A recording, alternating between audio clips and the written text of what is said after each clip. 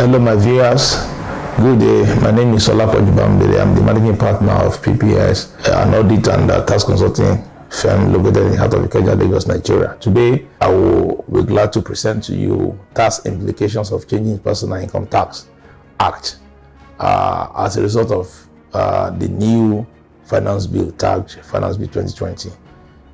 This is related to individuals and employers of labor.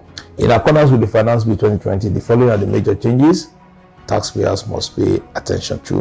1. Profit of a trade or business from provision of services carried out outside Nigeria to a person resident in Nigeria shall be deemed to be derived from and taxable in Nigeria to the extent that the service provider has significant economic presence in Nigeria. This is for non-resident companies that carry out services, provided services to a resident person, even outside Nigeria. Such transaction will have been deemed to have taken place in Nigeria, and the profit on it, such, shall be taxable in Nigeria to the extent that the provider of such service or services has significant economic presence in Nigeria. What is significant economic presence is what has to be determined by the Minister of Finance as the Finance Bill suggested. Then number 2, changes in commencement and cessation rules. This amendment revised the basis of taxation for individual during commencement or cessation of business.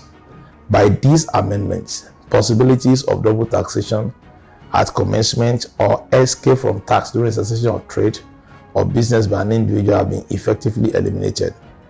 Taxation will henceforth be based on the relevant accounting period of such business without any gap or overlap. These amendments to commencement and cessation rules for taxation of individual or trade now aligns with similar amendments introduced by Finance Act 2019 to companies. So these two rules used to have overlap and gap, which produce the effect for commencement rule, double taxation, payment by taxpayer, and for cessation, it provides a gap, a way of escape, a taxpayer to evade tax payment. Actually, there are 3 rules: rules for commencement, rules for changing accounting date, and rules for cessation. For rules in changing accounting date is to see the way it is, and if you choose to change your accounting date, what you are asking for is to pay more tax than necessary. So that rule is there just to discourage taxpayer from unnecessary changing accounting date, so as to pay lesser taxes, take advantage of tax law. So that one has not been changed. But for commencement rule that has an overlapping effect that makes a taxpayer to pay more than necessary, this was adjusted last year in the Finance Act 2019. But now this year, 2020, for this 2020 Finance Bill, it has now been adjusted under personal income taxes for individuals. So for the company, that one has been done in 2019, but for individual now, the same amendment have now been extended to individual to ensure that commencement rule is now aligned with the amended commencement rule under Finance Act 2019, so as to remove the overlapping effect that bring double taxation. Then the gap in cessation rule has now been closed as well, so the same rule. All right. So number 3 change that we have in for individual employers of labor, that's redefinition of gross income. This amendment defines gross income as sum of incomes from all sources less tax exempt, like National Housing Fund, National Health Insurance Scheme, and pension gratuities, an annual life assurance premium, or contract of deferred annuity on a taxpayer's life or the life of his spouse. This will result in slightly higher taxes compared to pre-Finance Bill 2020. Now, before advent of 2019 Finance Act, life assurance was allowed as tax exemption, but effect of 2019 Finance Bill made it impossible to deduct that as tax exemption when you are calculating personal taxes. But today now, with the advent of Finance Bill 2020, it has been restored, so you can use life insurance of yourself as taxpayer or spouse to reduce the effect of your taxes. But also the other tax exempt like pension, gratuity, and NHIS and NHIS are now to be deducted from the gross income. Then after that, the net income will now be the basis for calculating consolidated relief allowance. In other words, you will have to pay more taxes than what you paid for the Finance Bill 2020. You're going to pay more now. Even though you're earning the same salary, you're going to pay more just for this rule, slightly higher than what. So employers have to watch it and do an impact assessment on their payroll to see the effect of this. Number 4, life assurance as an allowable deduction. So this relief that was previously removed perhaps in error by Finance Act 2019 is now reinstated as a relief through deduction of the premium paid by an individual to an insurance company in respect of insurance for his life or that of his spouse, or contract of divided annuity for his own life or that of his spouse in the preceding year of assessment. Individual can now continue to claim tax reliefs on annual premium payments on their life assurance for that and that of their purpose. I've explained that.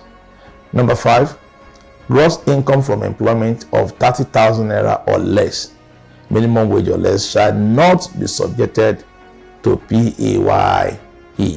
Let me explain this.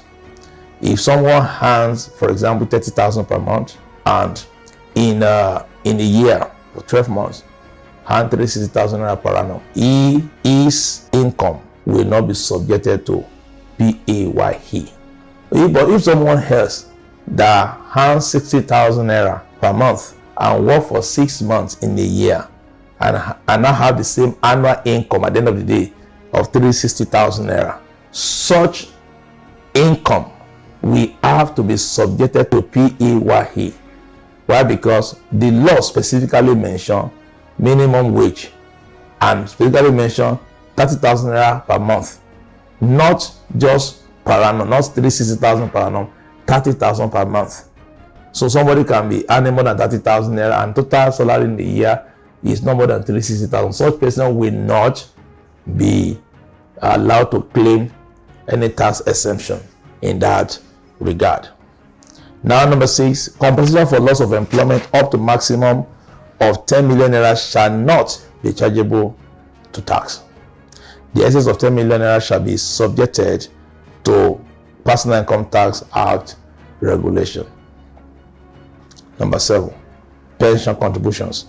Tax relief of pension contributions is not limited to schemes, provident or retirement benefit fund that are under the Pension Reform Act, PRA 2014. Any pension contribution made into a scheme not recognized under PRA 2014 will not qualify for tax deduction. Employers must ensure that only contributions to approved pension schemes under PRA are treated as an allowable deduction. So what this change is saying in essence is that only contributions or pension contributions that are recognized from Pension Reform Act 2014 shall henceforth be allowed as deduction. Any other pension contribution outside the PRA 2014 shall not be allowed, because some other employers have some separate fund, like pension, related to pension fund they used to for their staff, for their future, for the future of their staff. If that scheme is not registered or is not recognized by Pension Reform Act 2014, it is null and void. It cannot be used to claim tax reliefs, tax reliefs henceforth.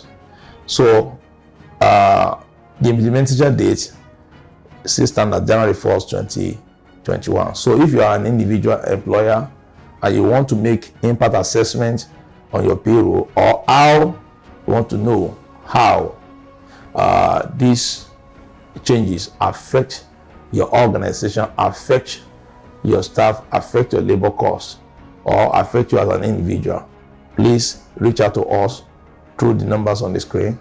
Call us today or send us an email through the email on the screen, I will be ready to provide an assistance to you. Till we see in the nearest future. Thank you so much and bye for now.